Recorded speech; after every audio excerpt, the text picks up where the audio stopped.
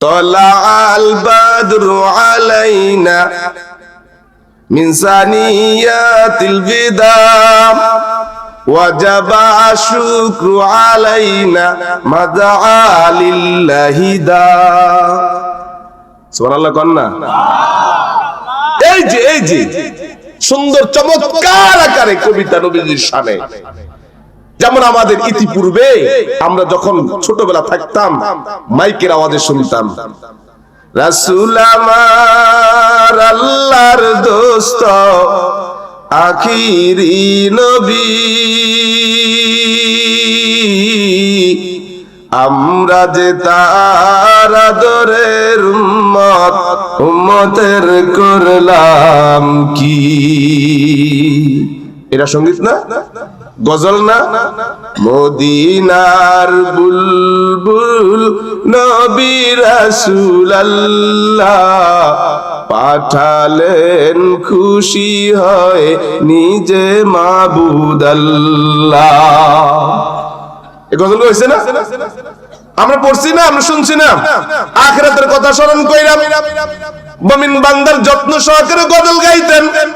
কত যত্নের পাখি তুমি,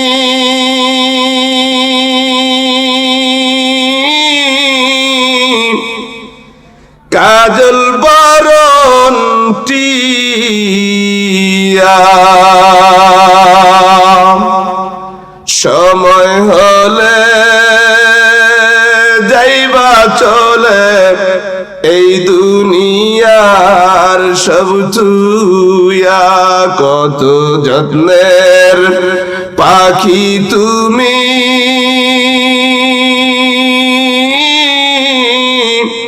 কাজল বরণ টিয়া, সময় হলে যাইবা চলে এই দুনিয়ার সব তুইয়া। আইসো একাম যাইবা একাম, সঙ্গে কেহু যাবে না।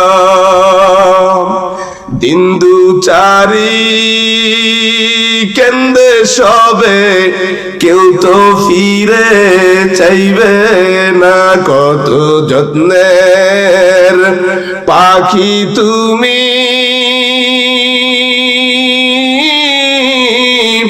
কাজল বরণ টিয়া, সময় হলে যাইবা চলে এই দুনিয়ার সব তুইয়া। এটা কি ভাই গজল? এটা কি? এই গজল গাইতে কোনো দোষ, কিন্তু আপনি গজলের সাথে ও কথা গায় না, আছে না? এই পাপ এগুলা সম্পূর্ণ প্রকার হারাম। এই বাদ্যযন্ত্রওয়ালা শান, কোন পীরের নামে শান গাইবেন, দোষ নাই, কথা গায় না। পীরের শান গাওয়া দোষ না, ব্যক্তির প্রশংসা করা দোষ না, নবীর শান গাওয়া দোষ না, নবীর নামে গজল গাওয়া, সঙ্গীত খাওয়া দোষ না। ওই যে আমি মাঝে মধ্যে আগে একটা গাইছিলাম, আমাদের দেশে একটা গান প্রচলিত আছে, বলবো? এই যুবক বলবো, আমি বুঝার জন্য বলছি। এই দেশে কেউ কেউ বলে হুজুরেরা গানকে হারাম কয়। আরে বেটা, গান মানে সঙ্গীত, গান মানে গজল, কথা গায় না। গজল এটা ফার্সি শব্দ, গজল থেকে বাংলা সঙ্গীত। কেউ আবার গান কয়, কথা গায় না। তোমার গান যেটা, ওটা তোমাদের বিফারে যেটা বলো। শোনো, গান শাব্দিক অর্থে যেটা আসছে, আমাদের কাছে যেটা গজল, ওই গজল গাওয়া দোষ না। তোমাদের নামে যেটা গান, যেটা সাথে আছে কি ভালো একটা গান, আমি বলছি। দে দে পাল তুলে দে, মাঝি হেলা করিস না। দে দে পাল তুলে দে, মাঝি হেলা করিস না। ছেড়ে দে নৌকায় আমি যাব মদিনা, ও ছেড়ে দে নৌকায় আমি যাব মদিনা। আছে না? এটা মদিনার প্রেমে নবীজির প্রেমে তার উম্মত এই গানটা গায়।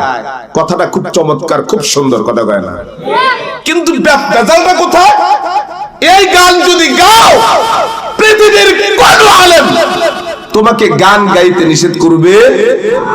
কিন্তু সমস্যা হইছে, দে দে পাল তুলে দে, একজন গায়, আরেক মাঝখান দেন, আরেকজন দুম দুম দুম দুম বাজায়, কথা কয় না?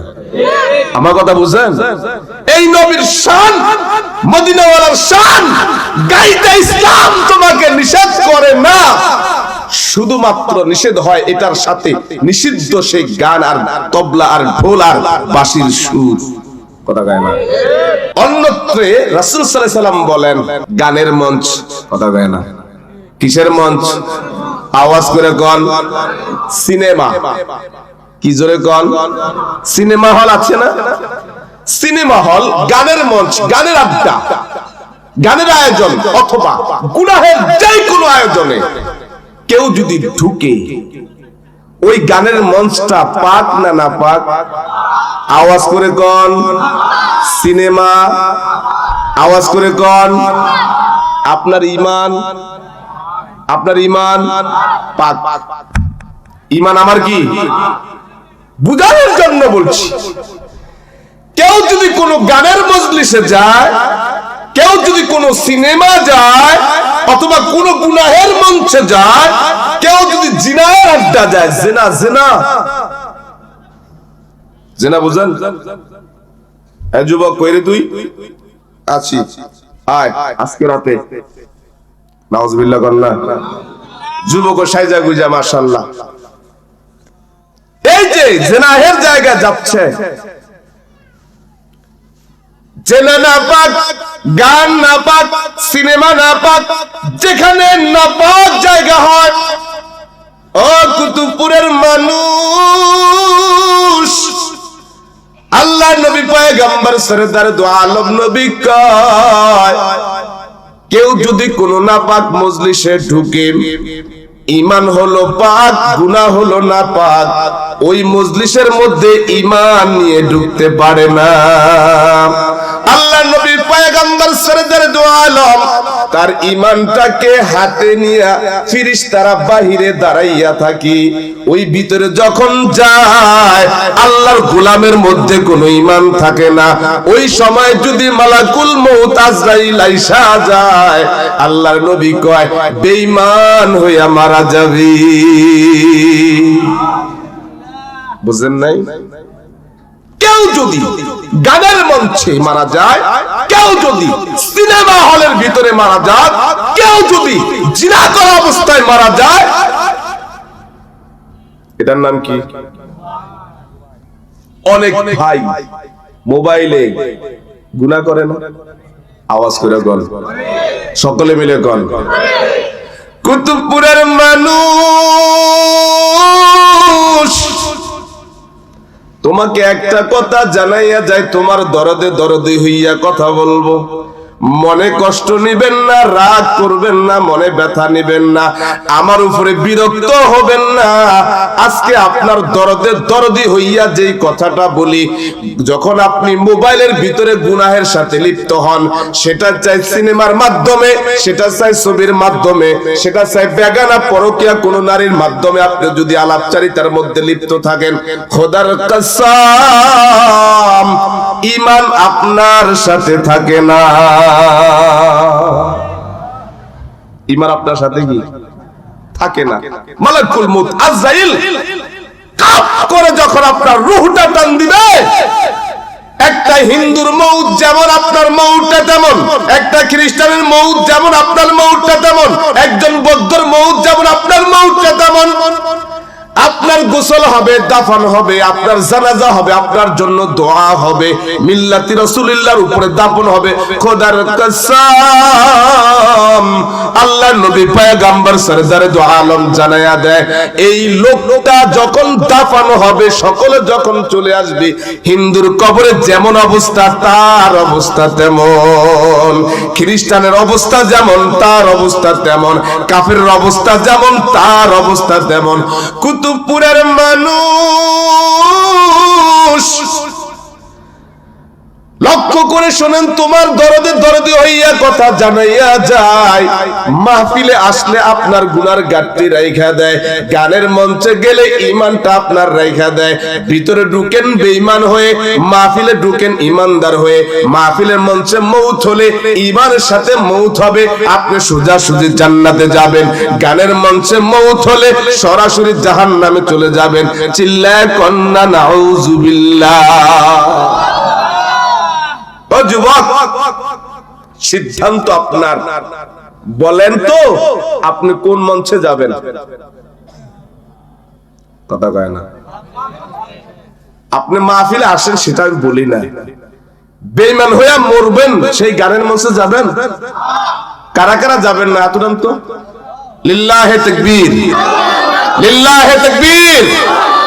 আপনামান আমি আপনাকে বলি না আপনি ওয়াজের মঞ্চে আসেন, কিন্তু গানের মঞ্চে যায় না। বল ইনশাআল্লাহ, ইনশাআল্লাহ। আল্লাহ আমাদের কবুল করেন।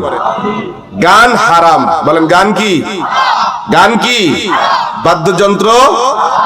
আমাকে আজকে আমি এই ব্যাপারে 40টা দলিল নিয়ে কথা বলতে চাইছিলাম, কিন্তু আপনাদের সম্মানিত ইমাম সাহেব আমাকে এই বিষয়ে কথা বলতে বারণ করছে।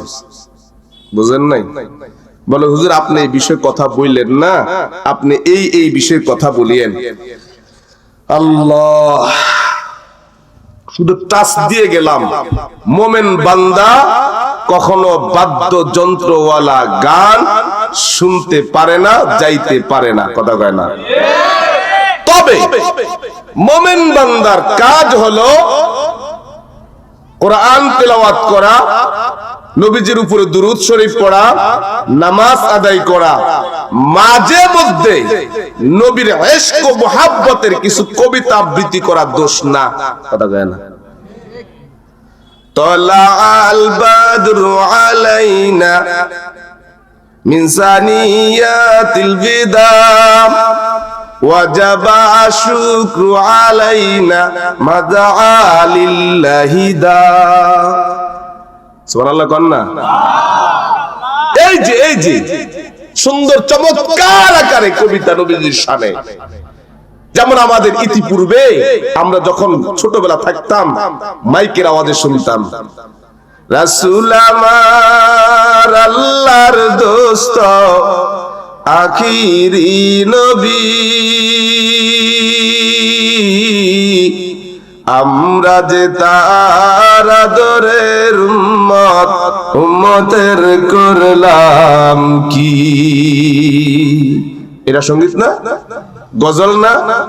মদিনার বুলবুল নবী রাসূলুল্লাহ পাঠালেন খুশি হয় নিজে মাবুদ আল্লাহ। এই গজল হয়েছে না? আমরা পড়ছি না, আমরা শুনছি না? আখিরাতের কথা স্মরণ কইরা মুমিন বান্দার যত্ন সহকারে গজল গাইতেন। কত যত্নের পাখি তুমি,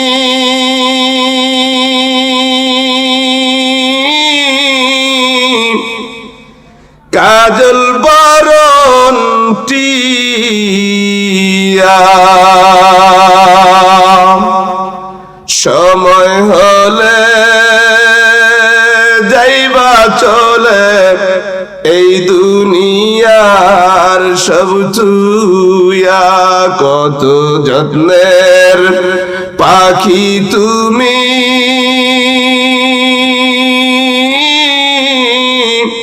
কাজল বরণ টিয়া, সময় হলে যাইবা চলে এই দুনিয়ার সব তুইয়া।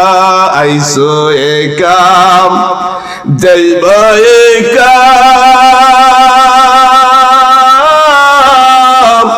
সঙ্গে কেহু যাবে না। দিন দু চারি কেন্দে সবে, কেউ তো ফিরে চাইবে না। কত যত্নের পাখি তুমি,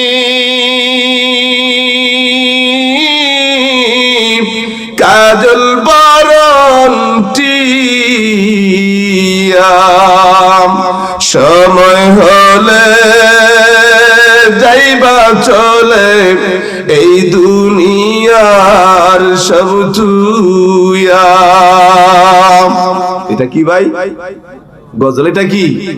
এই গজল গাইতে কোনো দোষ, কিন্তু আপনি গজলের সাথে ও কথা কয় না, আছে না? এই পাপ এগুলা সম্পূর্ণ প্রকার হারাম। এই বাদ্যযন্ত্রওয়ালা শান, কোন পীরের নামে শান গাইবেন, দোষ নাই, কথা কয় না। পীরের শান গাওয়া দোষ না, ব্যক্তির প্রশংসা করা দোষ না, নবীর শান গাওয়া দোষ না, নবীর নামে গজল গাওয়া, সঙ্গীত খাওয়া দোষ না। ওই যে আমি মাঝে মধ্যে আগে একটা গাইছিলাম, আমাদের দেশে একটা গান প্রচলিত আছে, বলবো এই যুবক, বলবো আমি বুঝার জন্য বলছি। এই দেশে কেউ কেউ বলে হুজুরেরা গানকে হারাম কয়। আরে বেটা, গান মানে সঙ্গীত, গান মানে গজল, কথা কয় না। গজল এটা ফার্সি শব্দ, গজল থেকে বাংলা সঙ্গীত, কেউ আবার গান কয়, কথা কয় না। তোমার গান যেটা, ওটা তোমাদের ব্যাপারে যেটা বলো। শোনো, গান শাব্দিক অর্থে যেটা আসছে, আমাদের কাছে যেটা গজল, ওই গজল গাওয়া দোষ না। তোমাদের নামে যেটা গান, যেটা সাথে আছে কি ভালো একটা গান, আমি বলছি, দে দে পাল তুলে দে মাঝি হেলা করিস না, দে দে পাল তুলে দে মাঝি হেলা করিস না, ছেড়ে দে নৌকায় আমি যাব মদিনা, ও ছেড়ে দে নৌকায় আমি যাব মদিনা। আছে না? এটা মদিনার প্রেমে, নবীজির প্রেমে তার উম্মত এই গানটা গায়। কথাটা খুব চমৎকার, খুব সুন্দর, কথা কয় না। কিন্তু বেজালটা কোথায়? এই গান যদি গাও, পৃথিবীর কোন আলেম তোমাকে গান গাইতে নিষেধ করবে, কিন্তু সমস্যা হইছে, দে দে পাল তুলে দে, একজন গায়, আরেক মাঝখান দেন, আরেকজন দুম দুম দুম দুম বাজায়, কথা কয় না। আমার কথা বুঝেন? এই নবীর শান, মদিনাওয়ালার শান গাইতে ইসলাম তোমাকে নিষেধ করে না, শুধুমাত্র নিষেধ হয় এটার সাথে নিষিদ্ধ সেই গান আর তবলা আর ঢোল আর বাঁশির সুর, কথা কয় না। আল্লাহ হেফাজত করেন, আমিন কোন। ও কুতুবপুরের মানুষ, তুমি যখন কোন গানের মজলিসে যাইবারে বাবা, আমি তোমার ইমানটা বাঁচানোর জন্য বইলা গেলাম, ওই মঞ্চের মধ্যে বিভিন্ন প্রকারের আওয়াজে, বাঁশির সুরে, তালে তালে তোমার ইমানটাকে নষ্ট করে দেয়। মাঝে মধ্যে দেখা যায় কোন কোন গানের মঞ্চে বেগানা নারী ফালাফালি করে, কথা কয় না। আমার নবী পয়গম্বর সরদার দু আলম জানায়া দেয়, তোমরা কোন গায়িকা কিনবা না, গান শিখাইবা না, গান বাজাইবা না। যেই দিন, যেই সমাজে, যেই দেশে গান বাজনা প্রচলন হবে, গায়িকা বেড়ে যাবে, বাদ্যযন্ত্র বেজে যাবে, অচিরে আমার আল্লাহ আসমানের কিছু গজব, এক নাম্বার গজব, জমিনের মধ্যে ভূমিকম্প হয়ে যাবে। ভূমিকম্প হইয়া ওই জমিনটাকে নিচের দিকে ডাবাইয়া দিবে, 10 তলা বিল্ডিং নিচের দিকে ডাবাইয়া দিবে। মাঝে মধ্যে সিডর আসবে, মাঝে মধ্যে আয়লা আসবে। বলেন তো দেখি ভাই, এই জাতীয় গজব বাংলাদেশে মাঝে মধ্যে আসেনি? কথা কয় না, আসেনি? মাঝে মধ্যে ভূমিকম্প হয় না? আমার আশেপাশের বিভিন্ন কিছু রাষ্ট্রে বড় বড় ভূমিকম্প হয়, বাংলার জমিনে একটা ঝাঁকুনি আর একটা কাঁপুনি দেয়, কিন্তু বড় ধরনের কোনো দুর্ঘটনা হয় না। এর একটা কারণ, এই দেশে বহু মাদ্রাসা, মসজিদ, বহু খানকা, বহু তাবলিগওয়ালা রাত্রে ওইটা আল্লাহর কাছে কান্নাকাটি করে, কথা কয় না। এই জন্য ভাই দোস্ত বুজুর্গ, এই মঞ্চটা একটা বরকতি মঞ্চ, ঈমান ওয়ালা মঞ্চ। এখানে আসলে আমার গুনাহগুলো মাফ হবে, ঈমান তরুতাজা হবে। পক্ষান্তরে কোন গানের মঞ্চে গেলে আমার ঈমান দুর্বল হবে, ঈমানটা বাতিল হবে। ওই অবস্থায় যদি আমার মউত হয়, কুফরি হালত আমার মউত হবে। আমরা এখান থেকে তওবা করেছি, ওয়াদা করেছি, কোন গানের মঞ্চে মজমায় আমরা যাব না। আমি মাহফিল আসতে বলি এটা বলবো না, তবে গুনাহ আমরা করব না ইনশাআল্লাহ। বল ইনশাআল্লাহ।